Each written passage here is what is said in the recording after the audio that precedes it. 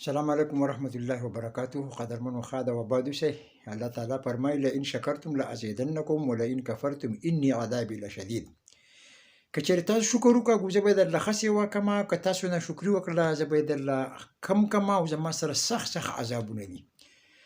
قدرمنو تاسو دې سیټ ته وګورئ، دا هم انسانان دي. که اوس خدای پاک موږ دغه شان پیدا کړی، دغه دې تاسو ګورئ شادوګان خوري، د دوی ژوند ته وګورئ، دوی لباس ته وګورئ، بیا هم دوی دغه دې ژوند کوي. دغه شادوګان دې په اور باندې ږدي، اومه خوري او بیا هم هغه خپل ژوند کوي. نو قدرمنو د انسان دپاره خدای پاک په هر څه کې نشانات یې ښودلي دي چې هغه د خدای پاک شکریا ادا کړي. موږ دې په دې باندې نه دوکه کېږو، زموږ سره مال نشته، دولت نشته، جیداد نشته، دا د خدای طرفه دي. ټول به دې خاورو له ځو او خاورې کېږو به. نو پکار ده چې د دې نه مونږ عبرت واخلو، د دې نه مونږ حاصل کړو د ژوند دپاره عبرت چې دا دنیا فاني ده.